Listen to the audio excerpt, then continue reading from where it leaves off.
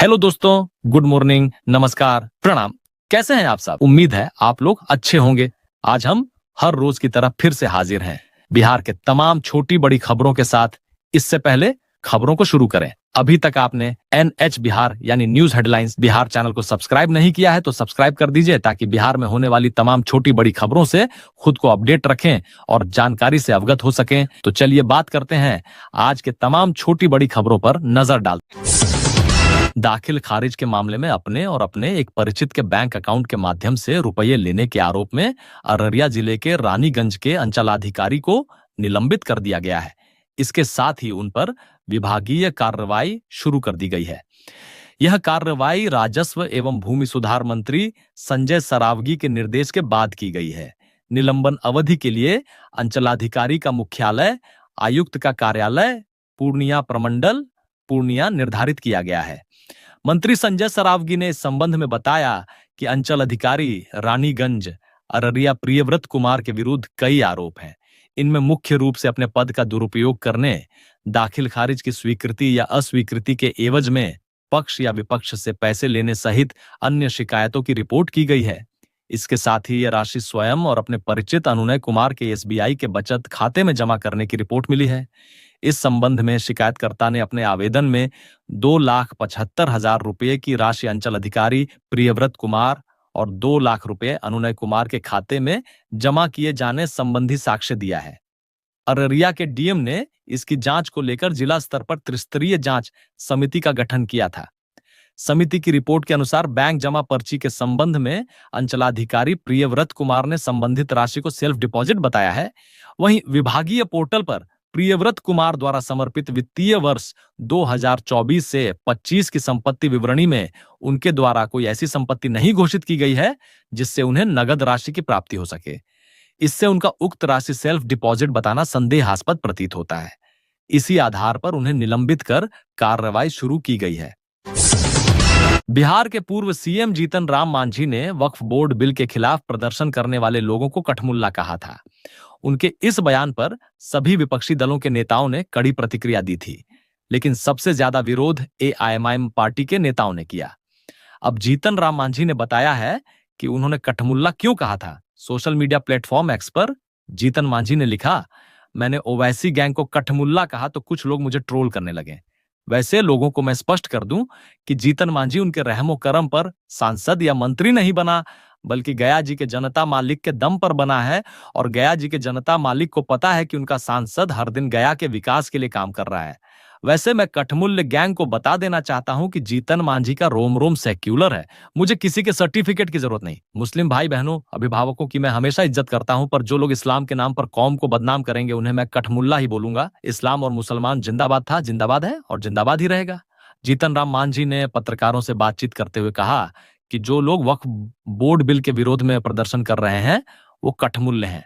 मांझी ने धरना प्रदर्शन को गलत बताते हुए कहा कि ये लोग राजनीति कर रहे हैं, ये लोग धार्मिक भावनाओं को ठेस पहुंचा रहे हैं। उनके कठमुल्ला वाले बयान पर सियासत तेज हो गई है और विपक्ष उनके बयान पर खूब सवाल खड़े कर रही है।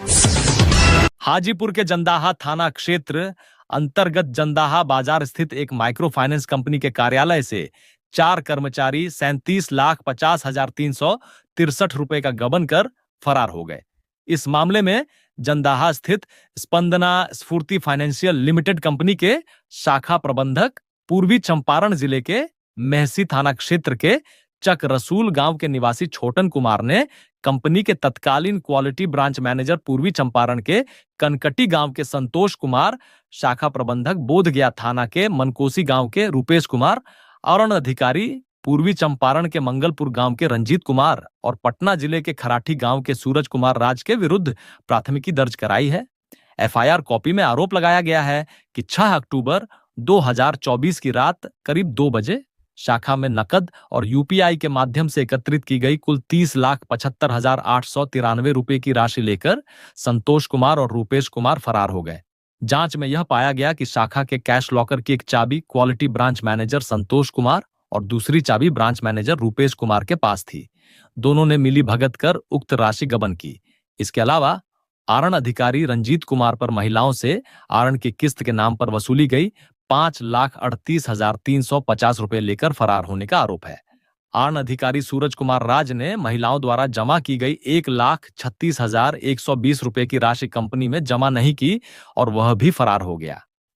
कंपनी के अधिकारियों द्वारा पूछताछ किए जाने पर आरोपितों ने संतोषजनक जवाब नहीं दिया और गबन की गई राशि वापस करने से इनकार कर दिया। इसके बाद कंपनी प्रबंधन ने चारों कर्मचारियों को सेवा से बर्खास्त कर दिया। पुलिस मामले की जांच कर रही है। ईद के मौके पर बिहार भारतीय जनता पार्टी के नेताओं ने गुरुवार को मुस्लिम समाज के लोगों के बीच सौगात-ए-मोदी किट का वितरण किया। इस दौरान बड़ी संख्या में मुस्लिम महिला ये किट लेने के लिए समारोह स्थल पर पहुंची थी, लेकिन किट में अच्छा तोहफा न होने से वह नाराज हो गई और मीडिया से बात करते हुए उन्होंने अपनी नाराजगी जाहिर की। इतना ही नहीं, महिला ने तो पीएम मोदी के फोटो को भी फाड़ दिया। महिला का ये वीडियो अब सोशल मीडिया पर, वहीं ये भी जानकारी सामने आ रही है कि जिस जगह पर सौगात-ए-मोदी का वितरण हो रहा था, वहां कुछ लोगों ने किट न मिलने से तोड़फोड़ किया है। वीडियो में साफ दिख रहा है कि वितरण के लिए लगाए गए टेबल को लोगों ने तोड़ दिया है। सोशल मीडिया पर वायरल वीडियो में दिख रहा है कि एक मुस्लिम महिला दावा कर रही है कि उसे सौगात-ए-मोदी का किट नहीं मिला है। वह सुबह 10 बजे से लाइन में खड़ी थी।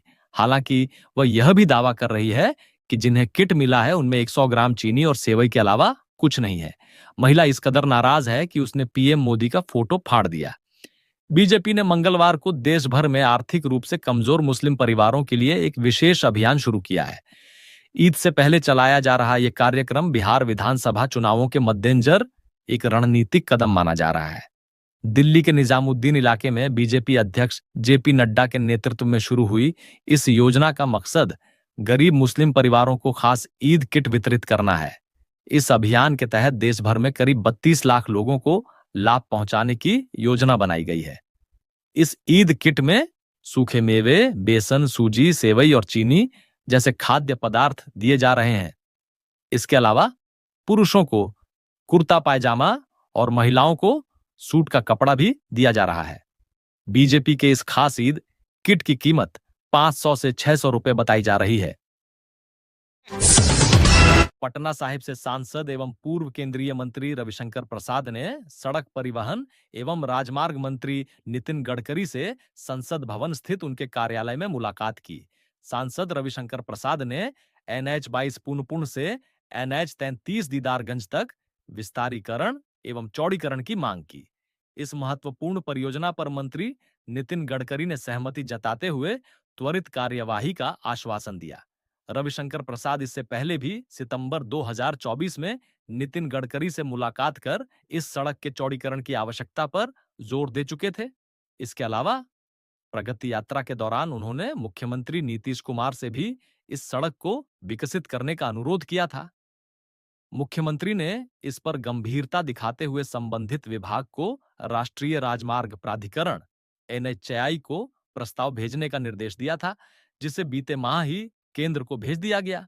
इस सड़क के चौड़ीकरण से फतुहा इंडस्ट्रियल एरिया, बख्तियारपुर, दीदारगंज और गया आने जाने वाले लाखों यात्रियों को राहत मिलेगी। साथ ही पटना में बढ़ते ट्रैफिक दबाव को कम करने में मदद मिलेगी। इसके अतिरिक्त इस सड़क के गंगा पाठवे 26 किलोमीटर से जुड़ने से पटना शहर के यातायात में सुधार होगा और शहर के भीतर जाने की आवश्यकता कम होगी। इस योजना से NH 22 और NH 33 को पुनपुन और दीदारगंज के माध्यम से सीधा जोड़ दिया जाएगा, जिससे उत्तर बिहार, भागलपुर और पश्चिम बंगाल तक यात्रा आसान हो जाएगी। सड़क का यह विस्तार पटना के लिए एक रिंग रोड के रूप में काम करेगा। इससे कंडाप, लंका, कछुआरा, गोपालपुर, गौरीचक, माधवपुर और पुनपुन जैसे इलाकों के लाखों लोगों को लाभ मिलेगा, जहां अभी ट्रैफिक जाम की गंभीर समस्या बनी हुई है। ये सड़क NH 22 पुनपुन से NH 33 दीदारगंज तक सीधा कनेक्टिविटी प्रदान करेगी, जिससे उत्तर बिहार और दक्षिण बिहार के बीच आवागमन सुगम होगा। राजेंद्र सेतु के जरिए उत्तर बिहार और भागलपुर से पश्चिम बंगाल तक यात्रा करना और भी आसान हो जाएगा। इस परियोजना के पूरा होने से पटना और आसपास के क्षेत्रों के विकास को गति मिलेगी और आर्थिक गतिविधियों को मजबूती मिलेगी। अपना तिलिस्म है, संसाधन कम हो या ना हो, रंगमंच से जुड़े कलाकार दर्शकों को प्रेक्षागृह तक लाने में जी जान से लगाते रहते हैं। शुरुआत के दिनों से लेकर आज तक रंगमंच से जुड़े कलाकारों ने केवल रंगमंच को नई दिशा दी, बल्कि रंगमंच के जरिए फिल्मी जगत में अपनी पहचान बनाई। रंगमंच से जुड़े कलाकार शहर के अंदर और शहर के बाहर रहकर भी दर्शकों को गुदगुदाते रहे हैं। पटना के रंगमंच की बात करें तो पृथ्वीराज कपूर के साथ साथ रामायण तिवारी, प्यारे मोहन सहाय, विनीत कुमार, अखिलेंद्र मिश्रा, पंकज त्रिपाठी आदि कलाकारों ने अपने अभिनय से रंगमंच के साथ फिल्मी दुनिया में अपना नाम कमाया। पटना रंगमंच से जुड़े पुराने कलाकार अपने निभाए किरदार, कोई खदेरन की माई, तो कोई बटुक भाई, तो फाटक बाबा, तो कोई सम्राट और पहलवान चाचा के नाम से काफी मशहूर हुए। पटना में रंगमंच की शुरुआत 1920 के दशक में हुई थी, जब शहर के कुछ गिने चुने कलाकार बांग्ला और अंग्रेजी नाटकों का मंचन किया करते थे। उस समय ना तो कोई प्रेक्षागृह था और ना ही कोई बड़ी जगह, ज्यादातर नाटकों का मंचन खुले मैदानों में किया जाता था। इन शुरुआती दिनों में नाटक के प्रति शहर के लोगों का उत्साह बहुत ही गहरा था और यह उत्साह पुराने लोगों में आज भी बरकरार है। पटना रंगमंच की एक और ऐतिहासिक घटना 1923 में घटी, जब कवि गुरु रविंद्रनाथ टैगोर खुद रंगमंच के लिए पटना आए थे। गांधी मैदान के पास स्थित एल्फिस्टन सिनेमा हॉल में उनके नाटक का मंचन किया गया था। यह शहर के रंगमंच इतिहास में एक मील का पत्थर साबित हुआ, क्योंकि इस मंचन ने न केवल रंगमंच के महत्व को बढ़ाया, बल्कि इसे एक नए आयाम में पहुंचाया। पटना के बाकरगंज में रूपक सिनेमा हॉल के पीछे कला मंच था। पटना में पुराने समय में नाटकों का मंचन यहीं होता था। साल 1960 के आसपास मशहूर फिल्म अभिनेता पृथ्वीराज कपूर ने भी यहां नाटक का मंचन किया था। उनके द्वारा किए गए प्रदर्शन ने न केवल पटना के रंगमंच को राष्ट्रीय स्तर पर पहचान दिलाई, बल्कि उनके अभिनय और मंचन की गुणवत्ता ने दर्शकों को मंत्रमुग्ध कर दिया। कपूर ने खुद कहा था कि जहां इतने सारे दर्शक नाटक देखने आते हैं, वहां गांव-गांव में नाटक आयोजित किया जाना चाहिए।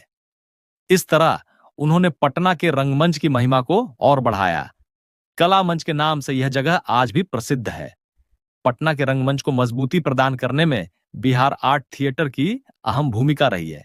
वर्ष में 300 से अधिक नाटकों की प्रस्तुति देने वाला पटना के रंगमंच की स्थापना वरिष्ठ रंगकर्मी अनिल कुमार मुखर्जी ने 25 जून 1961 को रविंद्र शताब्दी वर्ष के समय की थी। उन्होंने ही पटना के रंगमंच को एक नई दिशा दी। आज भी इसका नाम बिहार के रंगमंच के सबसे प्रमुख संस्थानों में लिया जाता है। बिहार आर्ट थिएटर की स्थापना से रंगमंच की प्रशिक्षण प्रणाली को भी नई ऊर्जा मिली। 1970 में बिहार नाट्य प्रशिक्षणालय की स्थापना ने न केवल रंगकर्मियों को पेशेवर प्रशिक्षण दिया, बल्कि इसे अंतर्राष्ट्रीय स्तर पर मान्यता भी दिलाई। पटना के रंगमंच पर पुरुषों के साथ साथ महिलाओं का भी महत्वपूर्ण योगदान रहा है। आज की तारीख में महिला रंगकर्मी न केवल अभिनय और निर्देशन में योगदान दे रही हैं, बल्कि रंगमंच की पूरी व्यवस्था को संभालने में भी अहम भूमिका निभा रही है। अर्चना सोनी, समता राय, उज्ज्वला गांगुली, नुपुर चक्रवर्ती और शारदा सिंह जैसी महिला रंगकर्मी न केवल पटना बल्कि पूरे देश के रंगमंच को समृद्ध कर रही है। पटना का रंगमंच सिर्फ थिएटर के क्षेत्र में ही नहीं, बल्कि फिल्म इंडस्ट्री में भी अपनी छाप छोड़ चुका है।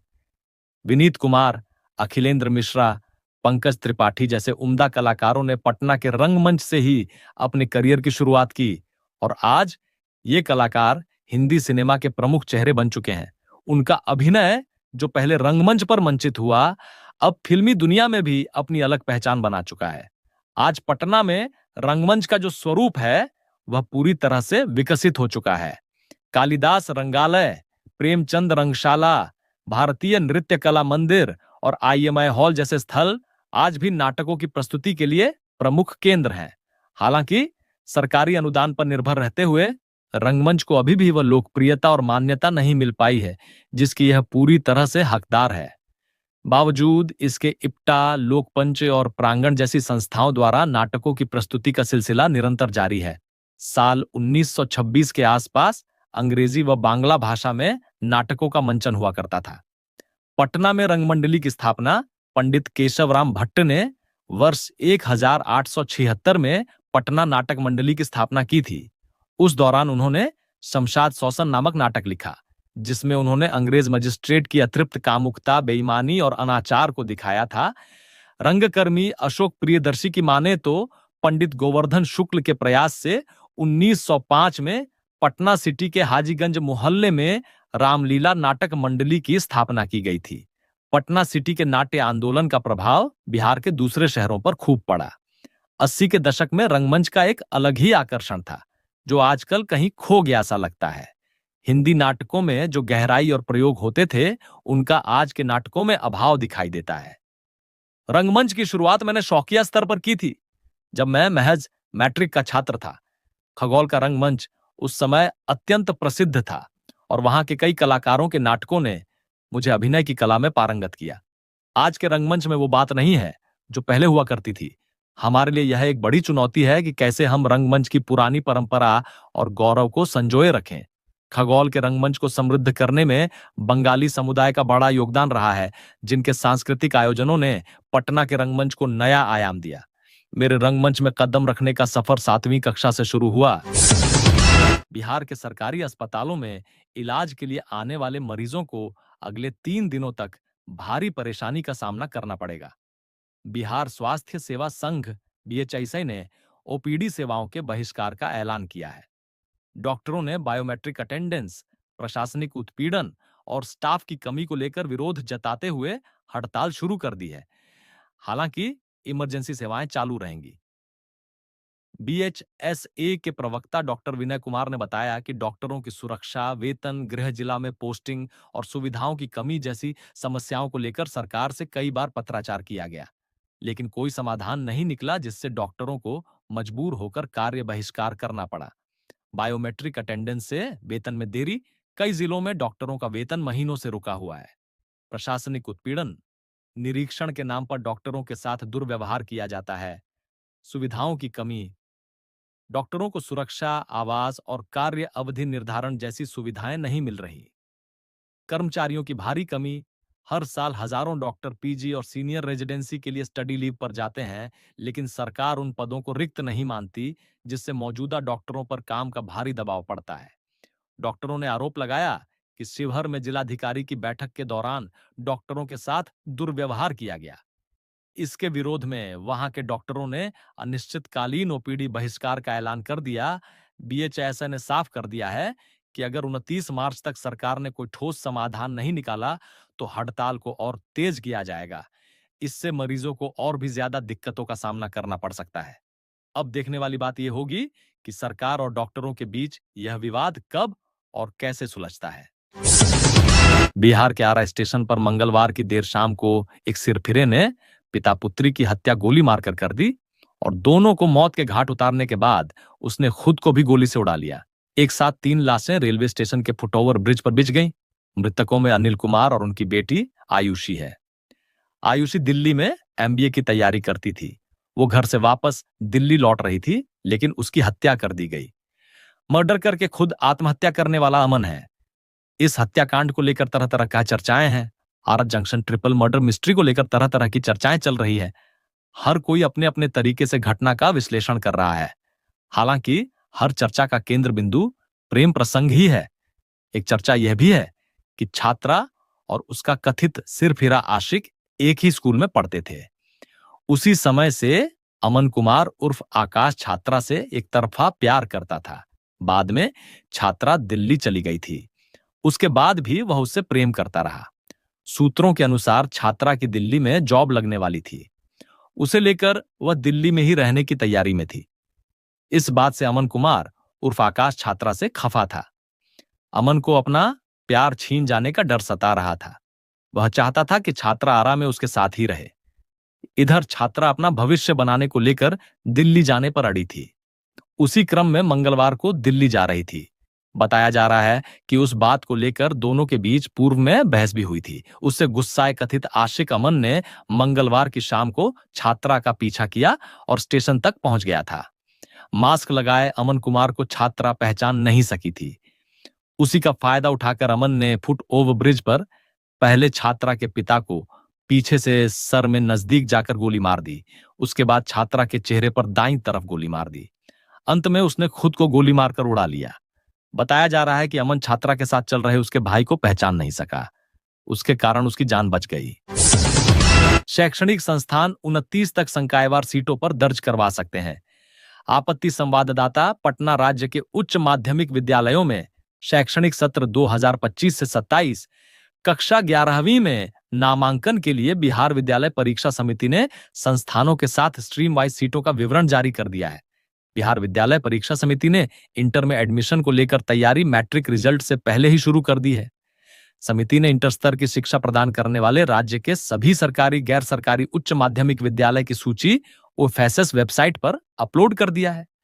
इस बार 10,006 शिक्षण संस्थानों की सूची संकायवार सीटों के साथ जारी की गई है। समिति ने कहा है कि सीटों से संबंधित अगर कोई बदलाव है तो संस्थान 29 मार्च शाम 5 बजे तक आपत्ति ईमेल पर भेज सकते हैं। इसकी सूचना भी वेबसाइट पर दी गई है। इस बार डिग्री कॉलेजों में इंटर में एडमिशन नहीं होना है। इसके कारण समिति ने इस बार डिग्री कॉलेजों को इस सूची से हटा दिया गया है। सीटों की संख्या से संबंधित सूची ओएफएसएस वेबसाइट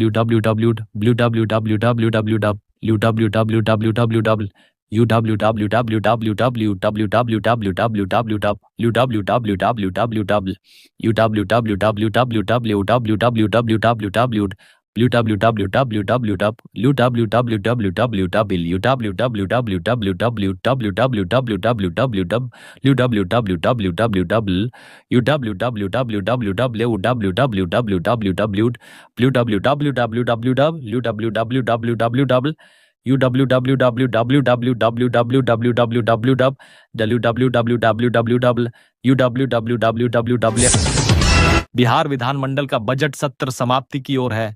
आज यानी गुरुवार को सत्र का आखिरी दिन है। आज सदन की कार्यवाही के दौरान सामान्य प्रशासन जीएसटी समेत कुल 5 नियमावली और रिपोर्ट पास कराई जाएंगी। सदन में आज भी जबरदस्त हंगामे के आसार हैं। वक्फ संशोधन बिल पर विपक्ष एक बार फिर आज हंगामा कर सकता है। बुधवार को सदन में वक्फ संशोधन बिल को लेकर हंगामा हुआ था। साथ ही राजद सुप्रीमो लालू यादव को भी भारत रत्न देने की मांग की गई थी। बता दें, इस बार बजट सत्र 28 मार्च को समाप्त न होकर 27 मार्च को ही समाप्त किया जा रहा है। सदन को दोनों पक्षों की सहमति के बाद यह फैसला लिया गया है। आज सदन की कार्यवाही के दौरान 5 नियमावली पास कराई जाएगी। साथ ही विधान परिषद में गैर सरकारी सदस्यों के विधेयक और संकल्प संबंधी समिति का 212वीं रिपोर्ट पेश की जाएगी। राज्य सूचना आयोग के वित्तीय वर्ष 2018 से 19 का तीसरा और वित्तीय वर्ष 2019 से 20 की चौथी वार्षिक रिपोर्ट पेश होगी। बिहार राजस्व कर्मचारी संवर्ग नियमावली 2011 और बिहार अमीन संवर्ग नियमावली 2013 को पारित कराया जाएगा। बेतिया राज्य की 1 लाख एकड़ भूमि जिस पर किसानों का कब्जा है, इसका दाखिल खारिज और माल गुजारी वसूली बंद करने का ध्यानाकर्षण पर सरकार के मंत्री जवाब देंगे। एचडीएफसी व पंजाब एंड सिंध बैंक से पूछा कारण, आरण जमा अनुपात बढ़ाने के दिए गए निर्देश। मुजफ्फरपुर डीडीसी श्रेष्ठ अनुपम की अध्यक्षता में जिला स्तरीय परामर्शदात्री समिति व जिला स्तरीय आरसेटी परामर्शदात्री समिति की बैठक समाहरणालय सभागार में हुई। बैठक में एलडीएम दिनेश प्रसाद सिन्हा ने पिछली बैठक की कार्यवाही की संपुष्टि के लिए प्रस्ताव रखा। इसके बाद वित्तीय वर्ष के लिए बैंकों द्वारा लक्ष्य के विरुद्ध दिसंबर 2024 तक की उपलब्धि की समीक्षा के लिए आंकड़े पेश किए गए। बैठक में HDFC bank, Punjab and Sind bank के अधिकारी के नहीं रहने पर स्पष्टीकरण का निर्देश डीडीसी ने दिया। डीडीसी ने सारे बैंकों को ऋण जमा अनुपात बढ़ाने पर विशेष बल दिया। हालांकि जिले के ऋण जमा अनुपात 74.43% पर संतोष व्यक्त किया गया। वार्षिक आरण लक्ष्य को जल्द पाने के निर्देश दिए। इसके साथ ही केसीसी, पीएमईजीपी, पीएमएफएमई, स्वयं सहायता समूह, आरण, मत्स्य, पशुपालन अर्ड आदि बांटने में तेजी लाने के लिए बैंकों को निर्देश दिए गए। नीलामवाद संबंधित मामलों का मिलान व त्वरित निस्तारण के लिए निर्देशित किया गया।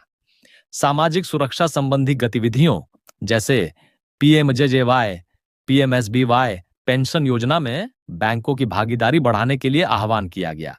नाबार्ड द्वारा तैयार पोटेंशियल लिंक्ड योजना को लाइसेंस किया गया। एलडीएम ने अंत में सभी पदाधिकारियों को धन्यवाद ज्ञापन किया।